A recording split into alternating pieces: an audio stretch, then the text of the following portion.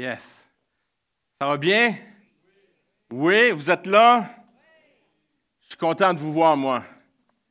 C'est le fun de vous voir. À chaque dimanche, je suis encouragé à chaque fois que je vous vois. C'est un plaisir de pouvoir être ensemble, de partager ce matin un peu qu'est-ce que j'ai à cœur de vous partager. Et ce matin, question pour vous. Est-ce que vous avez déjà eu l'impression que tout dans votre vie est devenu plus compliqué qu'avant? Hein? Moi, ça, c'est ma réalité. Je ne sais pas pour vous, mais vous avez un téléphone cellulaire, c'est supposé nous simplifier la vie. Mais la réalité, moi, ça m'acomplique. Je ne sais pas pour vous, mais ça, c'est ma réalité. C'est qu'on a des téléphones intelligents qui sont là, puis je me rappellerai toujours, à un certain moment donné, mon gendre, il arrive, il dit « Hey, Eric, j'ai une application pour toi, que ça va t'aider, ça va te rendre les choses encore plus simples. Ça s'appelle Notion. » Fait que je dis « Ah ouais, OK, mais si c'est pour simplifier ma vie, c'est sûr que je veux ça. » Fait que je vais sur YouTube prendre des petites capsules pour voir qu'est-ce que c'est. Je passe l'après-midi à essayer de comprendre. Et à un moment donné, j'ai dit, regarde, ça me complique plus la vie que d'autres choses. Too bad, je touche pas à cette affaire-là. C'est la réalité aujourd'hui. On essaye de simplifier la vie, mais on a de la difficulté. Puis c'est ma prière aujourd'hui alors qu'on se retrouve dans cette société où que tout semble être de plus en plus complexe, où que la vie va de plus en plus vite, qu'on est fatigué plus que jamais. On se sent fatigué, surchargé, dispersé, puis qu'on doit courir de toutes les directions. Nos horaires sont pleins, nos têtes sont pleines, nos émotions vont dans toutes les directions et parfois, soyons honnêtes, même notre foi devient de plus en plus complexe. Et au milieu de tout ça, mon âme soupire. Mon âme soupire, pas pour en faire plus. Je ne sais pas pour vous, mais moi, je ne suis pas comme à la recherche de en faire plus. Pas pour tout contrôler, mais pour retrouver la simplicité. Une simplicité qui respire, une simplicité qui allège, une simplicité qui nous ramène à l'essentiel. Vous savez, on est dans cette série où on parle des soupirs de mon âme. C'est notre désir les plus profonds qu'on a à l'intérieur de nous, mais que souvent qu'on a de la difficulté à les exprimer.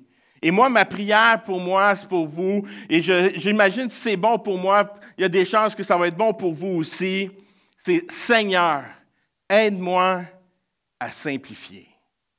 Aide-moi à simplifier. » Parce qu'au fond, qu'est-ce qu'on cherche? Que tu sois croyant ou non-croyant, c'est qu'on veut une vie qui est plus claire. On veut une vie qui a plus de sens. On veut une vie où qu'on respire un peu mieux. Êtes-vous d'accord avec moi ce matin? Vous savez, je ne sais pas si ça vous est déjà arrivé, vous, d'avoir des écouteurs comme ça. Encore. Toutes mêlées, ou des bijoux. Peut-être votre chaîne que ça fait longtemps que vous avez portée, puis là, vous venez la porter, puis là, elle est toute mêlée. Moi,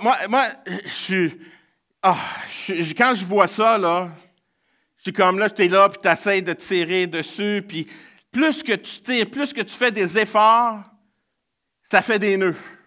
Ça devient de plus en plus compliqué.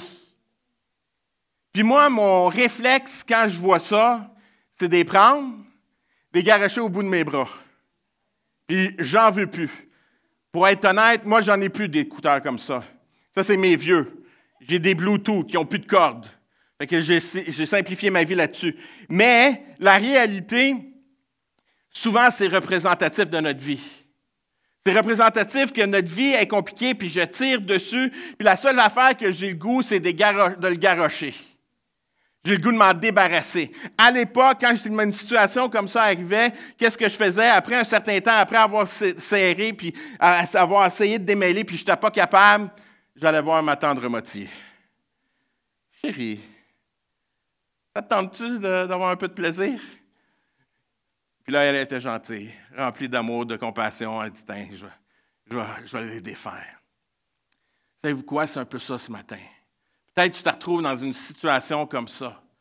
Tu te retrouves, c'est compliqué, puis j'aimerais ça te dire ce matin, à la place de le lancer sur un mur, peut-être juste de le donner à Dieu. Puis tu vas voir que ta vie, elle va être encore des fois remplie de chaos, mais elle va être plus claire. Elle va être plus simple. Et c'est ça ma prière pour chacun d'entre nous.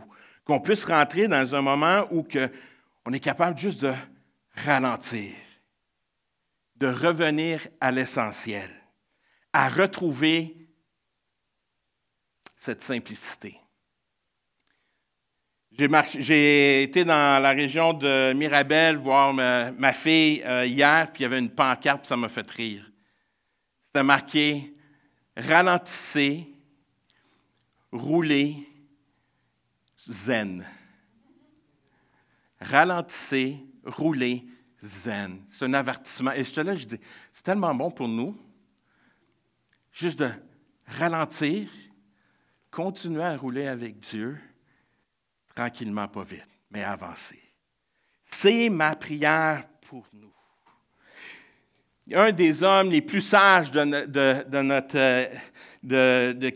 a vécu sur la terre, qui s'appelle Salomon, qui a écrit dans le livre d'Ecclésiaste, au chapitre 7, verset 29, que je crois que ça résume, c'est l'homme qui a la plus grande réflexion, puis qui est cet homme qui a demandé la sagesse, que Dieu lui a accordé cette sagesse, puis il va dire ceci, « Voici la seule chose que j'ai comprise. » C'est l'homme le plus sage, là.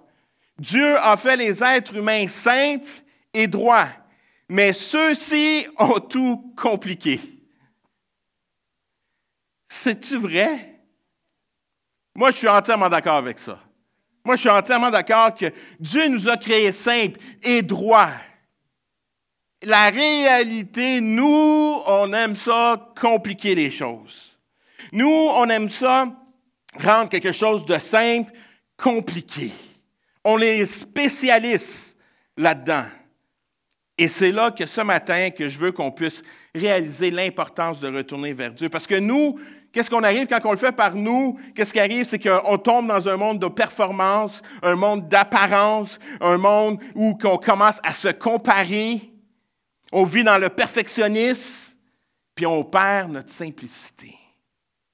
Et ce matin, je veux que vous rameniez à l'essentiel pour qu'on puisse vivre une simplicité qui n'est pas naïve, qui n'est pas passive, qui n'est pas contemplative, mais une simplicité remplie de concret, centrée sur Jésus et capable de transformer notre quotidien.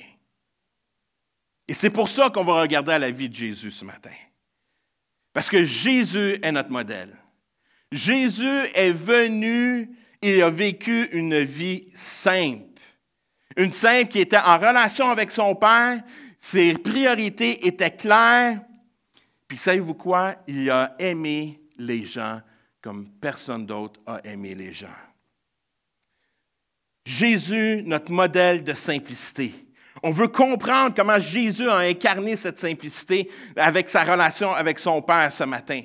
Et ça, c'est ma prière pour nous, parce que si on prend le temps de regarder Jésus, son modèle, puis qu'on est là, puis on dit, Seigneur, aide-moi, moi aussi, à appliquer ce que toi, tu as vécu, mais qu'est-ce qui va se produire à l'intérieur de nous? On va commencer à être plus clair.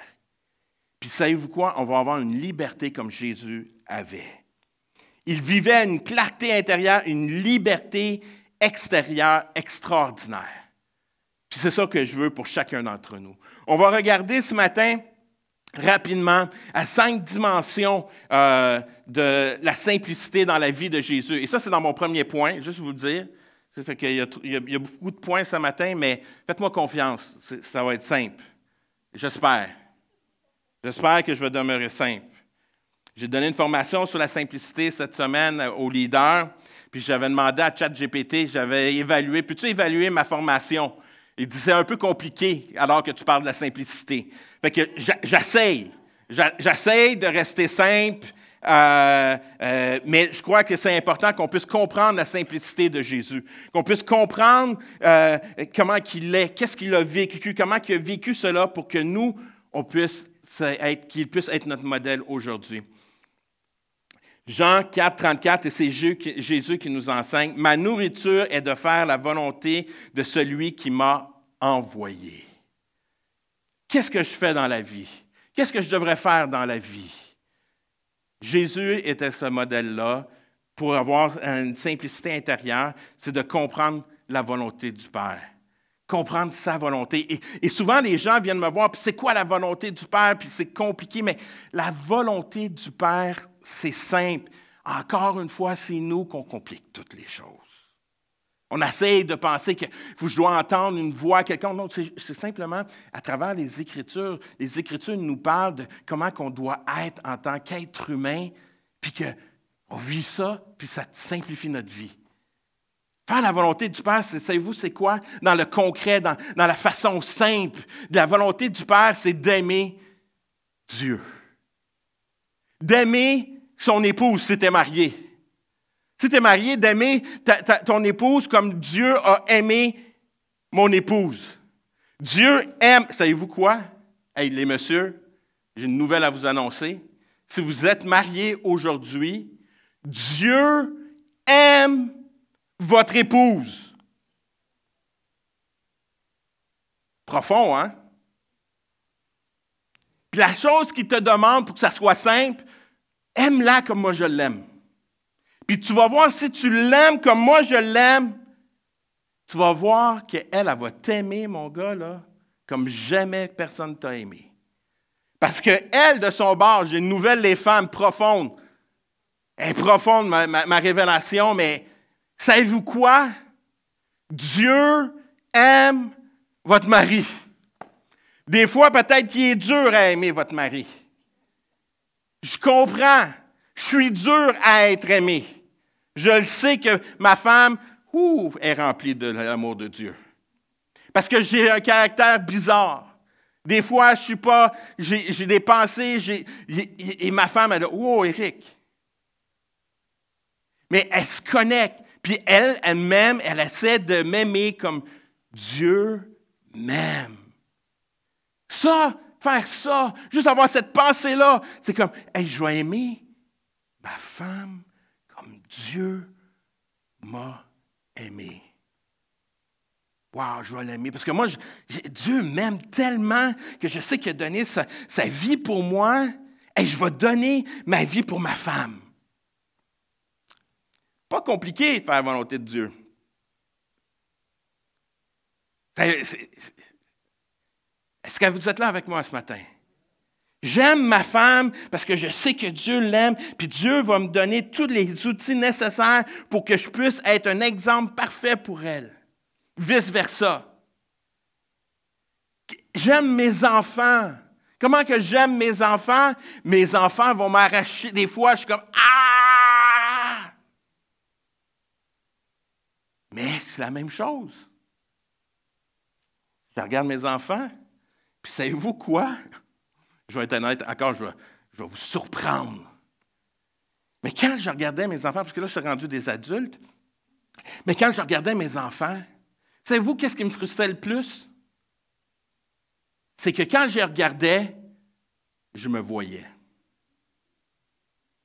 Puis là, j'étais là, je dis, faites pas comme moi. Je veux pas, il y a quelque chose de meilleur, je ne suis pas obligé de faire ce que je fais. Puis là, ça devient irritant. Puis là, tu essaies, mais en réalité, tes enfants, souvent, c'est un miroir. Comment tu aimes tes enfants? Est-ce que tu prends soin de tes enfants? Tu aimes tes enfants comme Jésus aime mes enfants. Jésus les a accueillis, mes enfants. Que moi, je vais accueillir mes enfants. C'est-tu compliqué faire la volonté de Dieu? Non.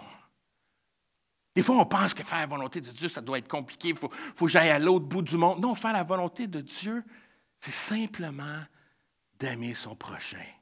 D'aimer Dieu de tout mon cœur, de tout mon être et d'aider mon prochain. Et c'est ça. Et tout d'un coup, la vie est plus simple. Quand je suis là, puis j'enseigne en tant qu'homme, j'enseigne la grâce, j'enseigne l'amour, j'enseigne la persévérance, j'enseigne, puis la façon que je l'enseigne, c'est pas que je leur dis, parce que je le vis. Et à cause que je le vis, ma femme voit qu'est-ce que je vis, mes enfants voient qu'est-ce que je vis, puis ça devient simple. Puis je suis en train de faire la volonté du Père, dans la simplicité d'aimer mes enfants. Jésus, c'est ça qu'il a fait. C'est le modèle. Il a montré son amour qu'il avait envers son Père céleste. Il a montré cet amour, c'était sa boussole. La seule chose que Jésus voulait faire, c'était plaire à son Père. Il voulait plaire à Dieu. Il ne voulait pas plaire aux hommes. Nous, trop souvent, on veut plaire aux hommes avant de plaire à Dieu. On a peur de comment que les hommes vont nous accepter. On a peur d'être rejetés. Et la réalité, nous sommes appelés à plaire à Dieu. Comment que je fais pour plaire à Dieu? Simplement, j'aime Dieu de tout mon cœur et j'aime mon prochain. Aussi simple que ça. Et quand dans cette simplicité intérieure, qu'est-ce qui arrive? C'est que ça amène les choses avec une clarté. Et ça fait que, par la suite, mes actions deviennent extérieures, viennent qui ont un impact sur les gens à l'extérieur de moi. Ça devient naturel. Ce n'est pas quelque chose de forcé, c'est simplement quelque chose de naturel. Mes enfants m'ont vu prier, mes enfants ont vu lire la Bible. Après ça, eux autres ont le choix de le faire plus tard ou pas. Mais ils m'ont vu le faire. Ils ont vu que moi, j'étais en relation avec le Père. Ils ont vu ma relation avec Dieu. Ils ont vu comment que je me réveille le matin, que des fois que je pouvais chanter, même si je chante faux. Ils l'ont vu. Après ça, ils ont le choix, quand ils deviennent des adultes, de le faire ou pas. Mais ils l'ont vu. Ça, c'est faire la volonté. Et c'est ça que Jésus a fait avec ses disciples. Il l'a vécu, puis après ça, il dit, vous avez le choix de le faire ou pas. Puis c'est ça qu'ils ont fait. Jésus avait cette clarté intérieure qui lui a donné une paix, une liberté remarquable. Et c'est ça ma prière pour nous. Qu'on puisse avoir cette liberté ce matin, cette clarté. Hey, c'est pas compliqué. Je vais juste prendre du temps avec mon Dieu, puis je vais aimer, puis ça va avoir un impact sur les autres. Aussi simple que ça. Une simplicité spirituelle, c'est de cultiver la présence de Dieu. Et Jésus l'a fait le matin, longtemps avant le jour. Il se leva, sortit, s'en alla dans les lieux déserts où il pria. Jésus s'est éloigné souvent des foules pour se retrouver, prendre un temps de communion avec son Père. Il a pris du temps. Ça, c'est quelque chose qu'on doit prendre, qu'on doit le faire dans notre quotidien, simplement, que ce soit le matin, que ce soit dans nos moments au travail. On peut rendre ce temps de communion pendant toute la journée. Ce n'est pas obligé que ce soit juste un moment précis. Oui, c'est bon d'avoir des moments précis. Jésus, c'est ça qu'il a fait. Jésus, il est sorti, il a repoussé la foule pour se retrouver avec le Père. Son but, ce n'était pas d'être acclamé par la foule. Le but, c'était d'être en présence du Père. Et ma prière pour chacun d'entre nous, c'est de réaliser que nous sommes appelés à un rendez-vous avec le Père à chaque jour.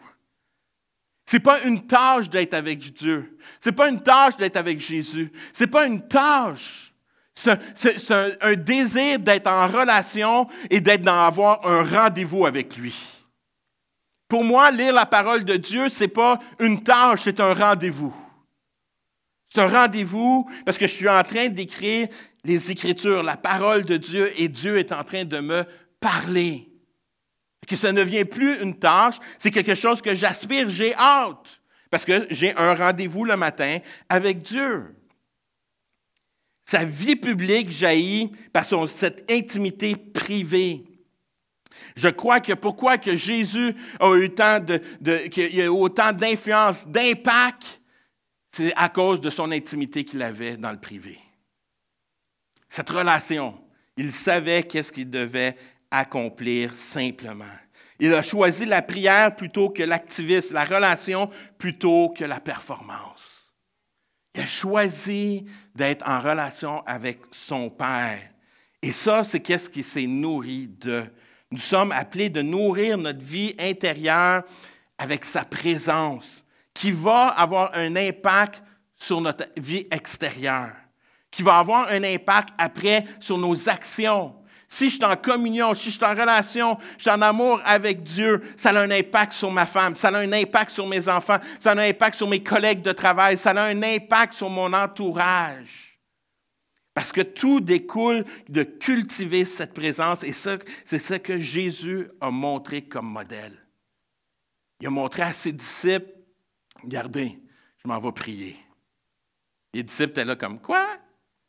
Jusqu'à un point que les disciples eux-mêmes sont arrivés et disent, peux-tu nous enseigner à prier? Jésus a enseigné à prier. Après ça, il les laisse prier. Jusqu'à la fin, il dit, priez avec moi. Puis les disciples se sont endormis. Mais il laissait le choix. Il a dit, venez avec moi. Je vais être mieux demain matin. Des fois, on est appelé à persévérer dans la présence de Dieu, mais Jésus a toujours laissé le choix à ses disciples de prier ou ne pas prier. Ça nous revient. Jésus est là, il y a un rendez-vous avec nous. Est-ce qu'on accepte cette invitation-là? Jésus a toujours accepté l'invitation de son Père d'être en présence avec lui. C'est quelque chose que nous, on devrait toujours aspirer, de vouloir être en présence de Dieu dans notre quotidien, dans les choses simples de la vie. Simplicité matérielle, vivre dans la confiance et le détachement. Le Fils de l'homme n'a pas où reposer sa tête. Savez-vous que Jésus n'avait pas de maison? Il dormait un peu tout partout, chez des amis et tout ça. C'était libre. Il pouvait se promener un peu tout partout. Est-ce que ça veut dire que demain, nous, on doit toutes vendre nos maisons? Ce n'est pas ça que je dis. Et comprenez-moi bien. Mais il faut comprendre qu'est-ce que Jésus faisait. Il y avait cette liberté, par contre. Il n'y avait pas ce fardeau.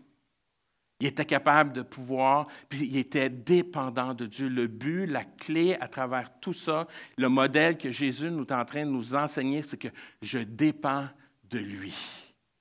Pour mes dons, pour tout l'aspect matériel, c'est que je dépends et je lui fais confiance. Je suis appelé à être généreux parce que je sais que les gens alentour vont être généreux. Je vais être généreux parce que je sais que mon Père est généreux, puis je sais que mon Père, lui, de ce côté-là, il va s'assurer de mon bien-être. S'il prend soin des oiseaux, il va bien prendre soin de moi. Il faut avoir confiance. Et c'est ça que Jésus a enseigné. Il a enseigné de mettre notre confiance dans la providence du Père et pas dans notre compte de banque. Même ça, on aime ça, qu'il soit bien garni. Est-ce que j'ai plus confiance à mon compte de banque ou dans la providence de Dieu? Je sais que ce matin, je parle de la simplicité, c'est toujours, ça vient frapper, hein? Mais je suis appelé à faire attention. Je suis appelé à marcher librement. Je suis appelé avec mes biens, de pas que ce soit un fardeau. Je suis appelé à faire confiance en Dieu. Puis que je sais que Dieu, peu importe ce qui arrive, des fois, il y a le chaos, il y a des questionnements. Je peux vous raconter des histoires dans ma vie où que des fois, je ne savais pas où que l'argent allait arriver. On priait, puis l'argent arrivait. C'est arrivé à maintes reprises. Il y a des fois, il y a des montants que je dis, ah oui, on a ça. Ah oui, on a, oui. Puis j'ai appelé, je me souviens, je raconte rapidement. Question d'assurance. On était jeunes mariés. À un moment donné, on a des assurances. On avait un plan d'assurance magnifique et tout ça. Puis, par contre, je ne peux plus payer. J'arrête. Je dis, garde, c'est fini. J'arrête de payer les assurances et tout ça. Et 1 an et demi ou 2 ans environ, on a besoin d'argent. Je ne sais pas, Seigneur, on crie à toi. On reçoit un chèque de 1 100 $ de la compagnie d'assurance. Je suis là, je le rappelle, je dis, ben non, je suis plus avec vous. Il dit, non, M. Lafleur, la période où que vous étiez avec nous, on a vendu la compagnie, puis vous aviez des parts, je ne me souviens même plus, c'est des bonnes assurances. Moi, je me souviens que j'ai eu le chèque, par contre. Puis je crois, oui, mais je ne suis plus là. Non, non, ça vous appartient, c'est à cause de, vous étiez là quand le transfert a été fait, donc vous avez le droit à ce montant-là. Wow! Merci Seigneur, je ne savais même pas. J'étais naïf, j'étais jeune à l'époque, je me faisais conseiller, j'achète ça, OK, c'est bon, des assurances, j'ai besoin d'assurance vie. C'était ça. Mais je ne savais pas, je ne savais pas. Dieu pourvoit toujours, il nous surprend. Il nous surprend. Donc, on est appelé à y faire confiance. Donc, de ne pas être attaché aux biens matériels, mais être prêt à les relâcher, puis de dire, Dieu, je dépends sur toi. Une simplicité relationnelle, aimer les gens sans distinction. Il mangeait avec les publicains et les pécheurs. Il mangeait avec tout le monde, Jésus. Il n'y avait pas de distinction. Jésus fréquente les gens ordinaires, les exclut, les pauvres. Il parle simplement. Ah, ça, j'aime Jésus. Il parlait le langage du peuple. C'est simple, c'est pas compliqué. Il parlait de la vigne, il parlait des semences. C'était simple. S'il y a quelque chose que l'Église a mis des complexes, c'est le jargon chrétien. Des fois, je suis comme, wow, time out. On peut-tu juste parler simplement, normalement, être simple? Jésus était simple. Je suis appelé à parler avec mes amis simplement. Je parle de Dieu avec mes amis qui ne connaissent pas le Seigneur simplement. Je ne suis pas là en train de commencer à parler de la racine grecque, du mot en hébreu. Non! Je parle de la vie simplement. Simplement. Et c'est ce que Jésus a fait. Il a aimé les gens d'une façon simple. Il a toujours valorisé la relation. Il a toujours valorisé d'avoir une communion avec les gens. C'était ça, Jésus. Et ça, c'est la même chose pour nous aujourd'hui. Nous sommes appelés à vivre cette simplicité de vie, d'être simple, prendre un bon repas entre frères et sœurs, simplement. Des relations. Et je le sais, pour chacun d'entre nous, je suis convaincu qu'on a vécu des moments où on a été blessé. Jésus a été blessé aussi, mais ça ne l'a pas empêché de toujours continuer de vouloir être en relation. C'est la même chose pour nous. On peut être blessé. Et même dans les moments où on est blessé, on est appelé à aller, Seigneur, dans cette relation que ça a été dur, dans cette relation qui a été là, Seigneur, y a-t-il quelque chose qui peut être fait pour être restauré? S'il y a quelque chose de mon bord, que je puisse le faire. Tu m'enseignes à vouloir travailler sur les relations. Jésus a travaillé en relation, en partenariat. Il y avait une simplicité missionnelle. Il cherchait pas sa gloire, il voulait juste servir le peuple. Il est venu pour servir. Jésus se mit à laver les pieds des disciples. Il est venu pour les autres. Savez-vous, c'est quoi notre mission? C'est quoi? C'est simple. C'est simple. D'aimer les gens, servir les autres, simplement. Pas essayer de faire simplement. Ça peut être aussi simple que de savoir que votre voisin vit un moment difficile, puis vous allez lui amener un repas. Aussi simple que ça. Ça, c'est faire la volonté de Dieu. Aussi simple que ça. Pas besoin d'être plus compliqué que ça. Vous savez qu'une de vos amies vit des moments difficiles où vous avez un enfant qui arrive puis qui vous parle. « Ah, maman, mon ami a pris ma sandwich parce qu'il n'avait pas mangé puis il n'y avait pas de lunch. » Puis là, deuxième fois, là, peut-être tu es là, tu dis « Hey, regarde ça, je vais en faire 2 cette semaine. Une pour mon fils, parce que je veux qu'il se nourrisse. Puis je vais en faire pour l'autre, peut-être qui vit des moments difficiles. Et je vais penser. Aussi simple que ça. Aussi simple que ça de servir, puis d'être missionnel, puis d'aimer les gens. On est là de démontrer l'amour de Dieu. L'amour que nous avons reçu, nous voulons qu'elle puisse être visible. Être simple, ce n'est pas avoir une vie sans complications, c'est avoir un cœur clair. Ce n'est pas de fuir le chaos, mais c'est savoir d'où l'on vit et vers qui l'on marche. C'est ça la simplicité. Puis je veux juste aider, je veux aimer. Jésus nous enseigne une belle histoire qu'il a vécue. Et je vais aller rapidement. Je suis trop long. Je veux lire l'histoire de Marthe et Marie rapidement. Parce que c'est une belle histoire que Jésus nous enseigne pour chacun d'entre nous. Luc 10, 38 à 42. C'est l'histoire de Marthe et Marie. C'est des deux sœurs qui sont ensemble. C'est des amies de Jésus qui connaissent Jésus. Marthe et Marie, c'est les sœurs de Lazare. Ils ont une relation, ils se connaissent, ils sont en communion ensemble. Et voici qu'est-ce que Jésus vit, puis qu'est-ce qu'il va nous partager à partir du verset 38. Tandis que Jésus et ses disciples étaient en chemin, il entra dans un village où une femme appelée Marthe le reçut chez elle. Elle avait une sœur appelée Marie qui s'était assise aux pieds du Seigneur, écoutait sa parole. Marthe était très affairée à tout préparer pour le repas. Elle survint et dit, « Seigneur, cela ne te fait rien que ma sœur me laisse seule pour faire le service. Dis-lui donc de m'aider. » Le Seigneur lui répondit, « Marthe, Marthe, tu t'inquiètes et tu t'agites pour beaucoup de choses, mais une seule est nécessaire. Marie a choisi la meilleure part qui ne lui sera pas enlevée. » Marthe, Marthe, tu t'inquiètes et tu t'agites pour beaucoup de choses. Une seule chose est nécessaire. Marie a choisi la bonne part. Avant de lancer des pierres à Marthe, parce que si vous lancez des pierres à Marthe, vous me lancez des pierres à moi. Fait que faites attention, parce que souvent, on se retrouve des Marthes.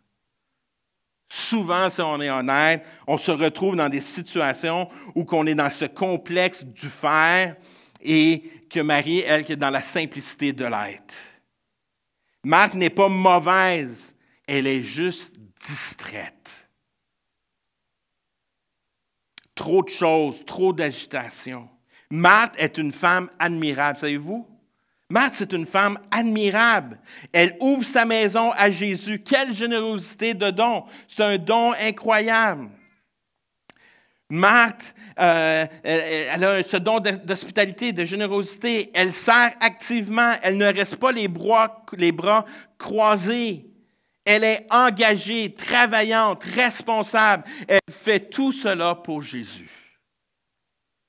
Et ça, c'est comme, des fois, je suis là, pour être honnête avec vous, je dis, ça nous prendrait des Marthes un peu. Ça nous prendrait des personnes qui disent, « Hey, oui, moi, je suis prête, puis je veux être engagée, puis je veux faire des services. » Mais voici la différence et la problématique qu'on voit dans l'histoire. Marthe, alors que c'est une femme admirable, mais il y a ce côté-là de comparaison, de moments où d'égarement distraite, puis qui va arriver, puis que là, on voit un autre côté de Marthe. Elle est occupée à divers soins. Littéralement, elle est distraite, tirée dans plusieurs directions. Elle s'inquiète, est agitée. Son service est devenu son stress. Elle juge sa sœur. Cela ne te fait rien que tu es en train de dire à Jésus, « Hey, ça devrait te déranger. Ça, tu devrais reprendre. » Elle est en train de dire à Jésus quoi faire. Est-ce que ça vous est déjà arrivé de dire à Jésus quoi faire? Pour ça, des fois, je me dis, je suis un peu comme Marthe. Parce que des fois, je suis là, puis je suis comme, « Hey, Dieu, moi, je serais à ta place. Moi, je réglerais ça comme ça. » Je suis en train de vouloir porter un jugement. Parce qu'on réalise des choses, il y a des choses à l'intérieur de nous. Elle commande à Jésus, « Dis-lui donc de m'aider. » Et il dit quoi faire. Tu devrais faire telle chose. Savez-vous pourquoi elle est arrivée à ce moment-là avec Jésus? Parce que Jésus est devenu trop familier pour elle. Jésus, c'est probablement, on est capable de s'imaginer que Jésus avait du plaisir avec Lazare. Puis elle voyait, il devait voir Lazare rire avec Jésus, puis ils avaient de bons moments ensemble, ils rigolaient, c'était deux bons amis, puis les rencontres, les discussions qu'ils ont pu avoir et tout ça. Puis elle, Jésus, c'est devenu comme, oui, c'est Jésus, oui, c'est mon maître, mais en même temps, bien, c'est Jésus, là. Je le vois s'amuser, là, il fait des blagues avec Lazare, puis des fois, nous, on fait ça aussi, on ne le réalise pas. On devient familier avec Jésus. Ah, Jésus, ben oui. Oui, Jésus, oui, c'est mon Seigneur, c'est mon Sauveur, mais oui. Puis je deviens familier dans ma relation avec Jésus et je regarde qu'est-ce qui se passe et là, je commence à avoir des attentes envers les autres. C'est ça qui se produit. Marie, c'est le contraire. Marie, elle comprend qui est là. Elle comprend qu'elle est capable encore de faire la différence. OK, mais c'est le Maître, c'est Jésus, c'est mon Sauveur, c'est mon Seigneur. Il y a encore ce côté-là de révérence. Et on le voit dans sa position, elle s'assied aux pieds de Jésus. C'est une posture de disciple, c'est une posture où elle va, elle s'assied pour écouter sa parole. Elle est là pour écouter, pour recevoir avant de donner.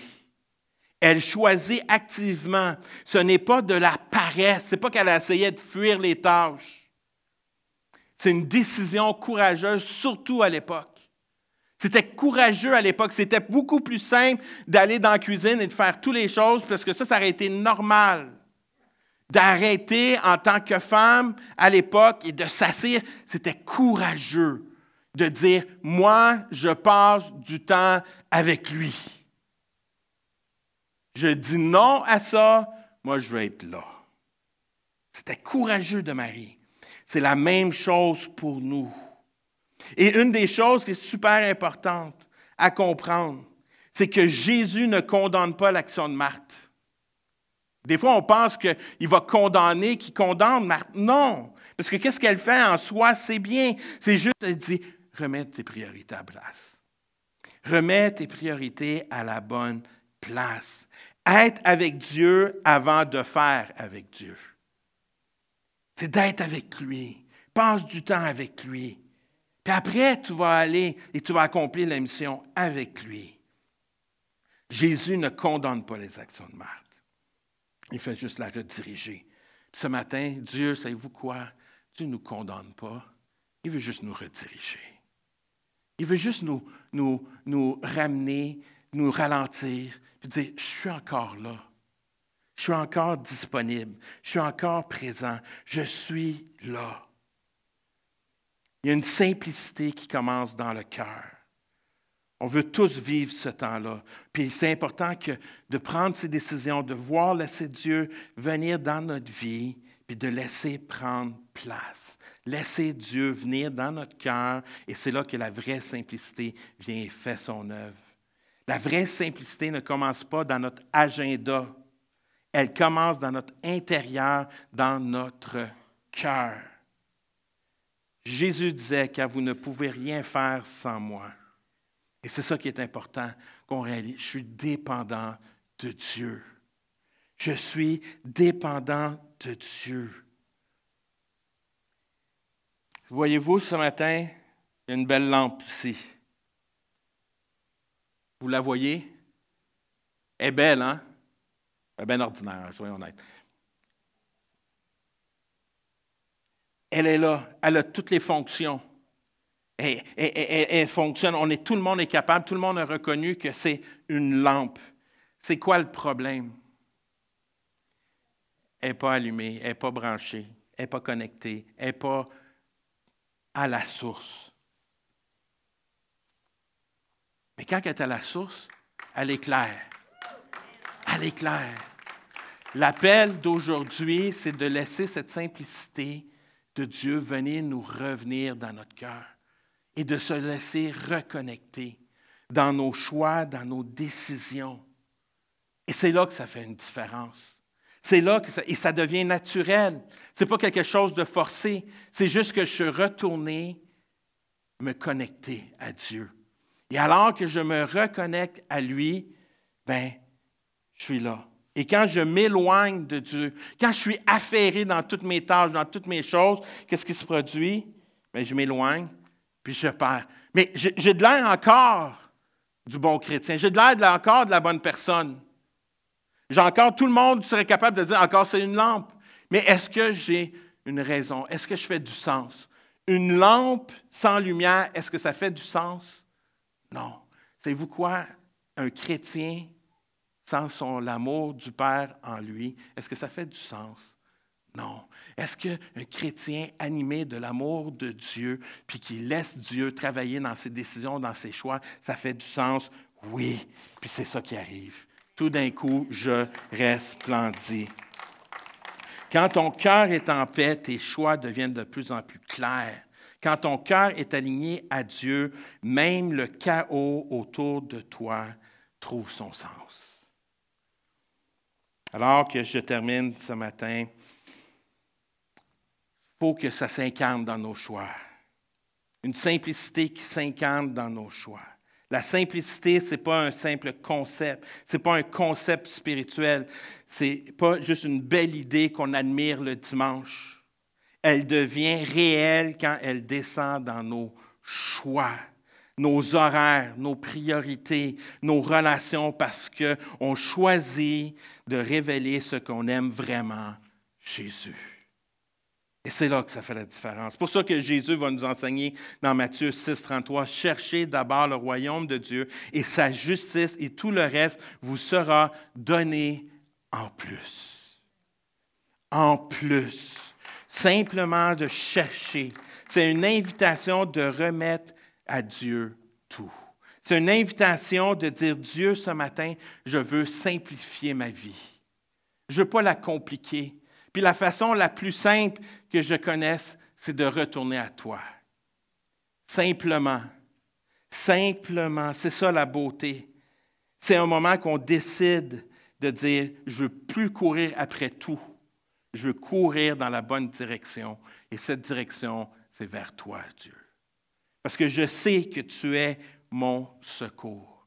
Je sais que c'est juste en toi. Par mes forces, ça ne fonctionnera pas. Si c'est par mes forces, ça va faire des nœuds. Je ne serai pas capable de le défaire. Je vais revenir à la même situation. Mais si je retourne en toi, puis je dépends en toi, mes situations que je ne vois pas d'issue, toi, tu vas m'éclairer. Parce que je vais être avec toi. Puis c'est toi qui vas être en avant de moi. Puis moi, je vais juste te suivre. Tu vas éclairer mon chemin. Je suis tanné de ça. Je suis tanné d'être entremêlé.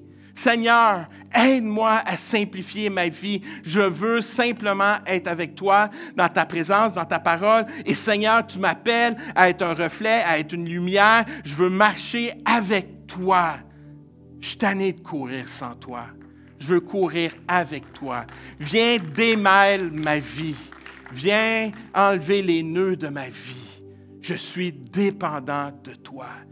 Tu es mon secours. Et ce matin, nous allons chanter ce chant.